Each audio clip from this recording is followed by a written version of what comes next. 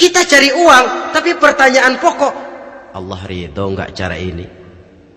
Kita mengejar kedudukan, tapi Allah ridho enggak dengan cara ini?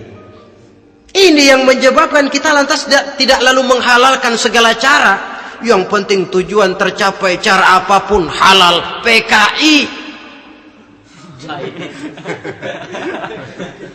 kan cuma PKI yang berprinsip asal tujuan tercapai, cara apapun halal. Dan kita sudah sepakat PKI dan seluruh ajarannya tidak berhak hidup di bumi Pancasila ini. Cuma jangan sekedar PKI-nya dikutuk, tapi ajarannya dipakai.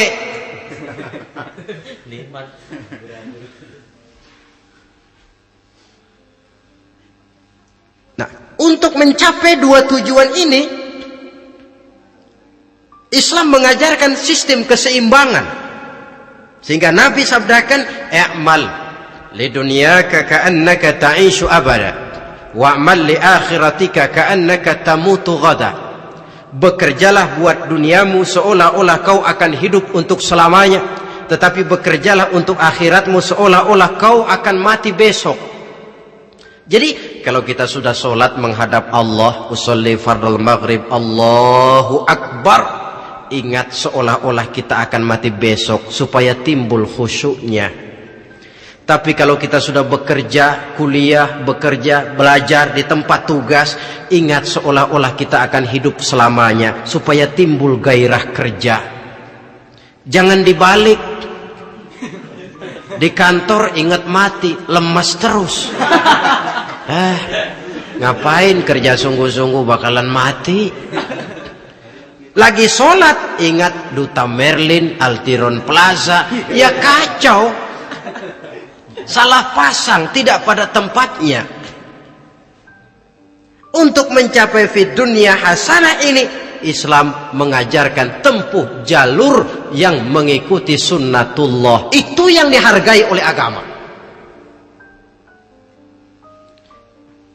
Terikat oleh hukum kausal, bahwa kalau ini yang saya usahakan hasilnya akan begini. Perkara nanti hasil tidak seperti yang kita harapkan, baik sangkalah kita kepada Allah. Sebab kita tidak tahu rahasia apa di belakang itu. Kadang orang mengeluh, habis saya rajin sholat tapi rezeki seret, berhenti aja dah. Kita tidak tahu rahasia di belakang itu. Pernah hadirin, satu hari seorang petani, dia selesai bekerja di ladang, istirahat. Dia tidur di bawah sebuah pohon beringin. Di sebelah pohon beringin itu ada pohon labu. Dia berpikir, kalau saya lihat-lihat Tuhan nggak adil katanya. Masa pohon beringin pohonnya besar, buahnya kecil. Pohon labu pohonnya kecil, buahnya gede. Tuhan bukan arsitek ulung ini.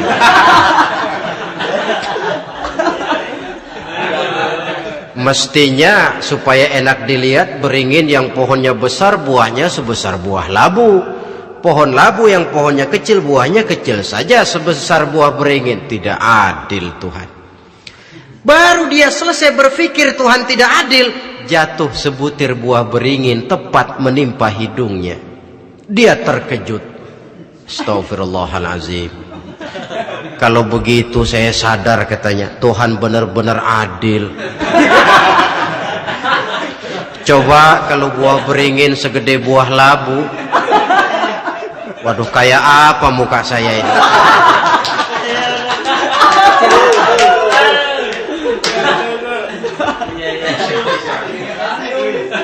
Baru terbuka pandangan matanya setelah berhadapan dengan kenyataan. Baru keluar respect. Allah benar-benar adil. Padahal semenit yang lalu dia masih berkata, Tuhan bukan arsitek ulung. Tapi semenit kemudian setelah berhadapan dengan kenyataan yang real dia hadapi, wah Allah benar-benar adil.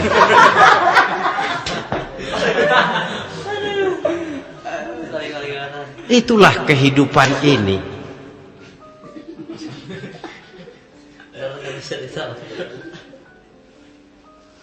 Saudara hadirin yang saya hormati, Karena itu baik arak, baik judi, dua-duanya merupakan bahaya laten yang tidak hanya mengancam kehidupan agama, tetapi juga masyarakat, bangsa dan negara, apalagi kalau sudah jatuh kepada generasi penerus. Dan yang bagaimanapun juga saya berpikir sebenarnya remaja, pemuda, pemudi kita cuma korban dari suatu sistem. Sebab ini merupakan tanggung jawab bersama. Ulama mubalik macam saya paling wewenangnya cuma ngomong. Yang punya SK untuk memberhentikan pabrik minuman keras itu kan Menteri Perindustrian. Tangan-tangan eksekutif. Sehingga kalau Nabi katakan man ra'a minkum munkaran falyughayyir biyadihi wa illam yastati' fa bilisanih wa illam yastati' fa biqalbi. Apabila salah seorang kamu melihat suatu kemunkaran, termasuk minuman keras dan judi di dalamnya, rubah itu. Dengan cara apa?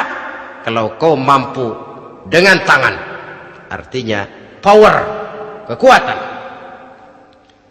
Kalau dengan tangan tidak mampu, wah ini orang kalau gue pukul gue yang melintir nih.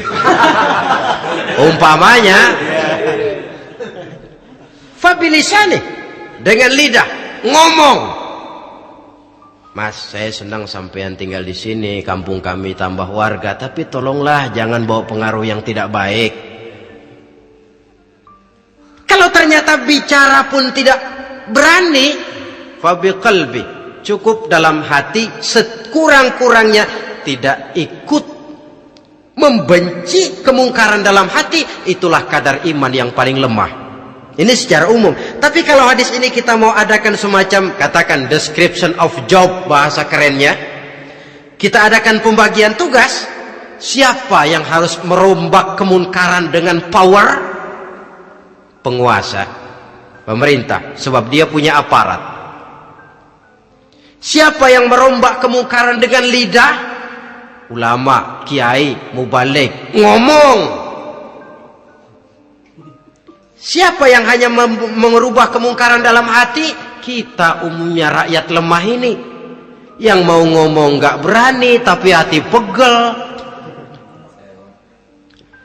Nah, kalau sudah ada pembagian tugas semacam itu, insya Allah masing-masing akan berjalan pada relnya, dan pada akhirnya selamatlah kita, bangsa Indonesia, umat Islam pada khususnya, dari bahaya, baik bahaya minuman keras maupun bahaya judi.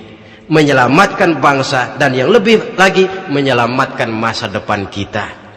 Sekianlah saudara pertemuan kita pada saat ini, mudah-mudahan ada manfaatnya. Terima kasih atas segala perhatian, mohon maaf atas segala kekurangan. Usikum wa nafsi bitaqwallah. Wassalamualaikum warahmatullahi wabarakatuh.